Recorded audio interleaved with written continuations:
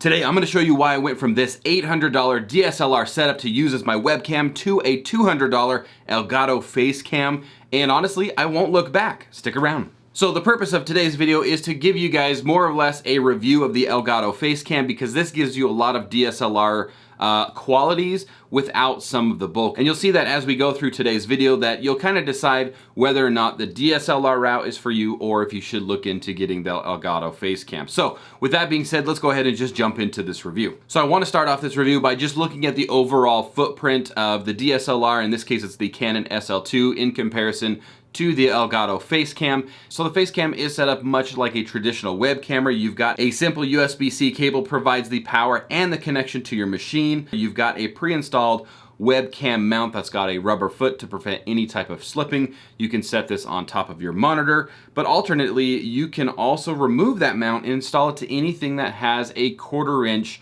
threaded mount. So in this case, I've got it set up on a boom that's set up on a Joby Gorilla, just a ball swivel, so I can really customize and make it adapt to any streaming or setup type of environment. Now let's talk a little bit about the DSLR. The setup on this thing is vastly different. First and foremost, depending on the DSLR or the camera like that you have, they all have different weights. So you're going to need some type of stand or some type of like arm that's capable of holding, not collapsing under the weight of that camera. You need an AC power source. I mean, obviously you can run on the battery, but I think the issue with running on battery is pretty obvious. If you've got an extended battery where you can make it a couple of hours, using the camera nonstop before it dies, that's great. Otherwise, you're gonna need some type of AC power to keep that camera powered up, which means you need to buy yet another accessory. So you can see already that the footprint of the Elgato Facecam is much simpler than that of the DSLR. So the footprint out of the way, let's go ahead and just look at the overall comparison when it comes to quality. We have the SL2 on the left with the Elgato Facecam on the right.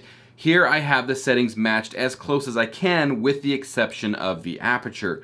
The Elgato has a fixed f-stop of 2.4, and the lowest I can go with this particular lens is going to be an f4.0. That is a decent difference, but that would require me to purchase a whole new lens, which brings me to another point is if you can't get the distance between you and the camera itself with the lens that you have, you're gonna have to look into some other options, which of course is going to increase your price. Looking at the two side by side, you can see that they are almost identical with just a few exceptions. The Elgato certainly does have a smaller sensor, so you might introduce a little bit of noise into your image, but that can be easily ruled out. They have some post-processing or some noise reduction that you can add in there, and we'll take a look at that here in just a moment in the actual software itself. But as far as like exposure, the overall noise, the ISO, your depth of field, it all is pretty similar. The biggest noticeable difference is the frame rate. Although both are set to the same shutter speed, the Canon has a bit of lag compared to the Elgato. Now I would imagine this isn't the camera itself necessarily, but more or less how the EOS webcam software handles the encoding coming in from the Canon, whereas the Elgato software is very streamlined as far as how it does its encoding. The biggest upgrade for me that I would consider was how the cameras were controlled. I mentioned earlier that I used the SL2 for streaming, but also for doing any type of photography work, which means if I had a shoot to go to, this meant that the settings were always constantly adjusted for the type of environment that I was shooting in. When I wanted to use the Canon, I'd have to attach it to the arm, plug in the cable and the AC adapter, refine my settings once again. The SL2 is a DSLR, and unlike a mirrorless, I wouldn't have full control over the settings from a software standpoint.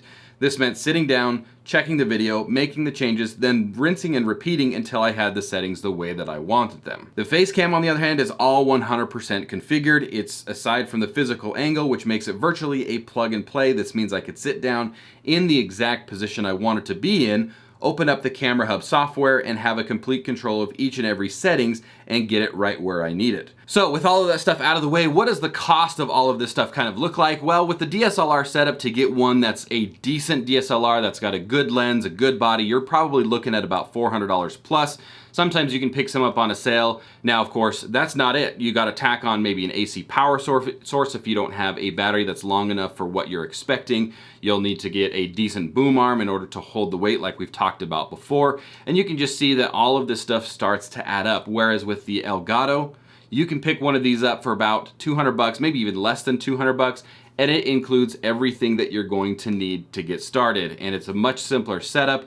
it's plug and play, and you're ready to go. So you can kind of see how the Elgato Facecam is starting to kind of push away and give you that DSLR-like quality without the price tag to go along with it. So as always, just a few final thoughts on what I think about the Facecam. I think it's a great camera. I've been using it for a couple months now, and for me at least, it's been well worth turn the lights on and get to streaming without worrying about setting everything up every time I wanted to stream. So as far as who I think the Facecam is targeted for, I think it's for those that are wanting to get a higher quality webcam, but don't necessarily want to deal with the bulk of a DSLR setup.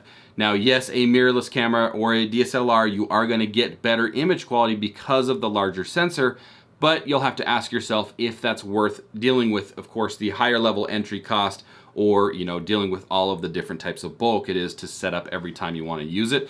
Now, of course, if you just buy the camera just to set it up as is and you don't have to take it down or set it up every time, then the DSLR route might be for you. But you may want to consider looking at the Facecam just because of how easy it is to use, how, you know, easy plug and play that thing is. As far as that's concerned, obviously the product links will be down below, so you can check those out. I will even post the SL2 camera that I used to use down there in case you're interested in some of the specs on that. That's it for this video. Thank you guys all so much for watching. Again, product links down below. Let me know what you guys think of this video down below. Do you have the Facecam? Do you love it? Or do you prefer some type of DSLR webcam setup? Let me know down in the comments below.